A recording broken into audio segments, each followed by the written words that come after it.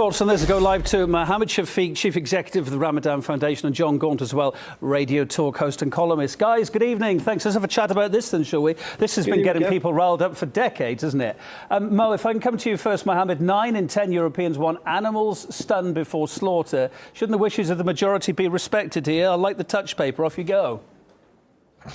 Yeah, well, look, I think one of the debates I last had with Jon Gaunt was about the EU referendum we had in 2016. And, hindsight tells us now actually leaving the European Union was probably a good thing, because here in the UK, the Jewish and the Muslim communities' right to ritual slaughter is being protected, unlike on the European continent. What this is another example of attacks against minority communities, in this case the Muslim and Jewish community, who are standing united and taking court action against this decision.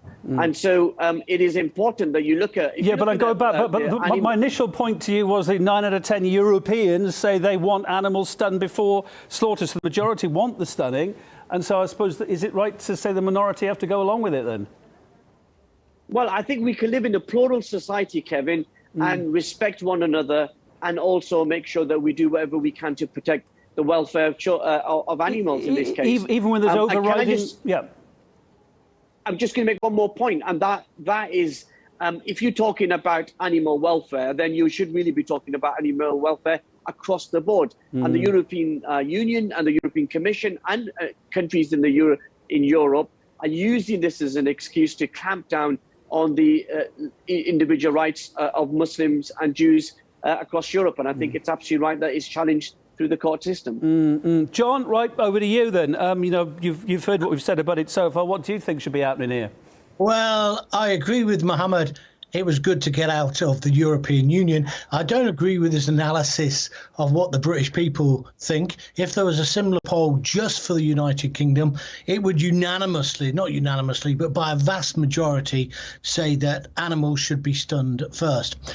I respect his culture, I respect his tradition, but unfortunately, no religion should ever be above the law. Now, when we go back to look at Belgium, I think 2 states have already put this in since 2019.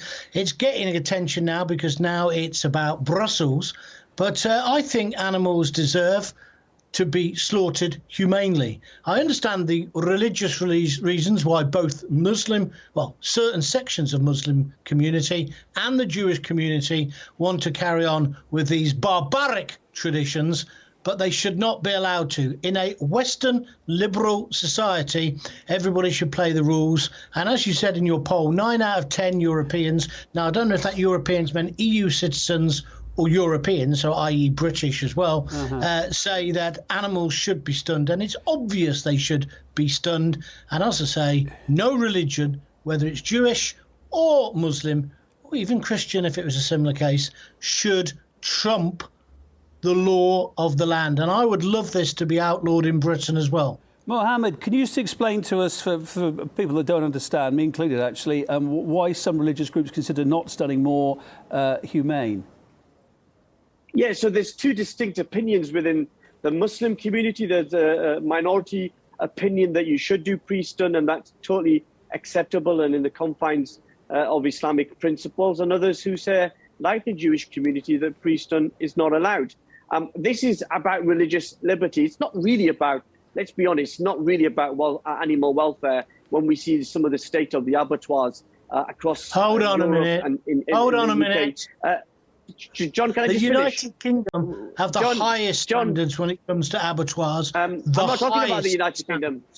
I'm not talking about the United Kingdom. John, let me finish, please, if you don't mind, sir. I've listened to you in silence. If you look at the animal welfare standards, if that's their argument, then just go and look at some of the cases that have come out from European countries around animal safety. And so there has to be a balance, and religious liberty and respect for individual minority communities is something which I take great pride in here in the UK. We're a plural society, and John's absolutely right. There is only one law in this country. That's the UK law. We all respect it. We all follow it. And we continue to support that law. But within the confines of that law is the freedom to practice your faith, and I think that should be preserved.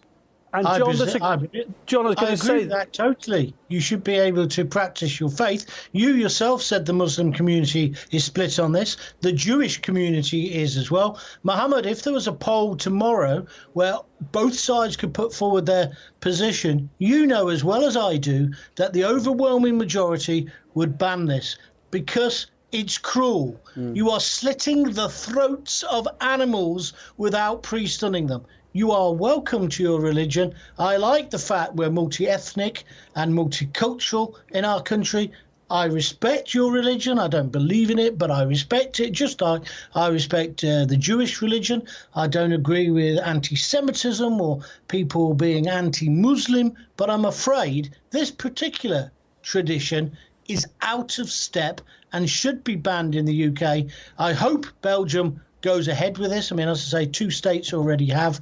This is barbaric. And when you talk about Greece, of course, have already banned it, but we must be careful to remember the abattoir standards in Britain are some of the highest in the world. John, of course, there's also the fact there's a big school of thought to say even when animals are stunned, it's still not a totally painless death for some of them. But then again, if you eat meat, if you eat chicken, etc., that goes with the territory, I suppose, yeah.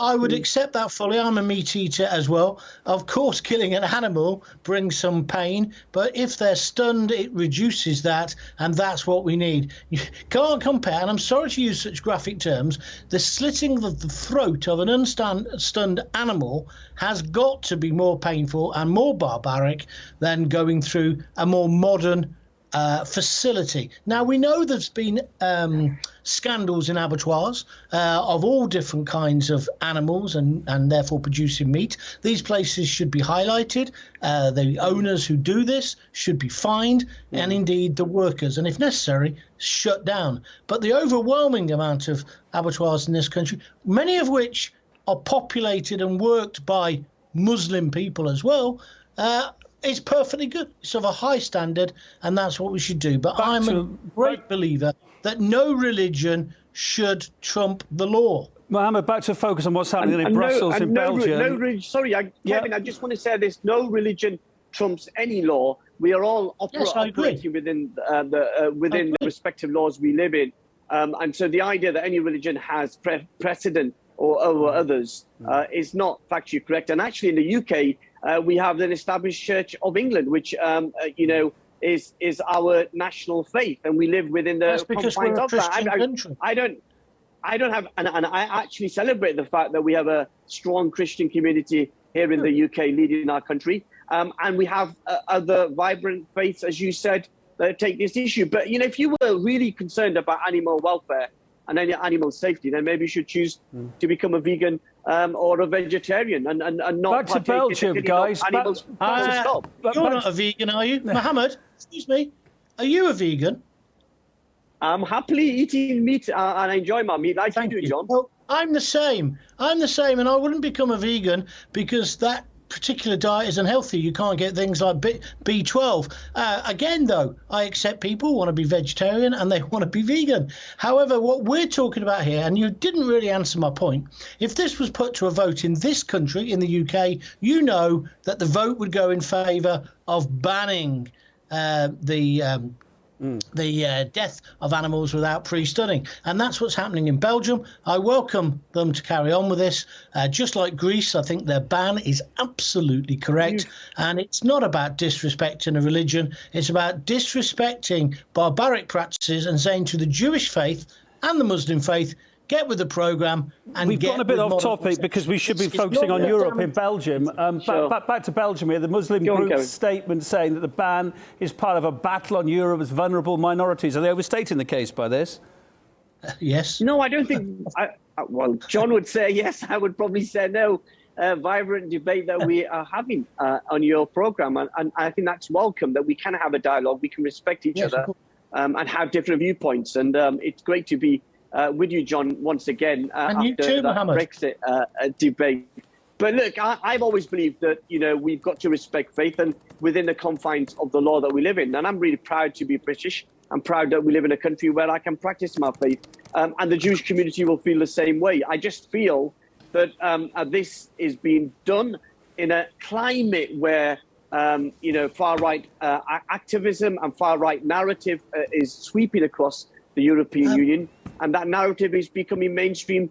And I think that this is another indication of that. And when you see the Jewish community and the Muslim community on the same side standing together, that shows you we've got to tackle this issue. The big TikTok of time has caught up with us again. We're going to go on a break. But Mohammed Shafiq, Chief Executive of the Ramadhan Foundation, and Jon Gaunt, a radio talk host and columnist. Lovely, as always, to have you two on the programme. Have a good evening. Thank you. Good evening and Merry Christmas to you all. Lovely. Merry Christmas to everyone.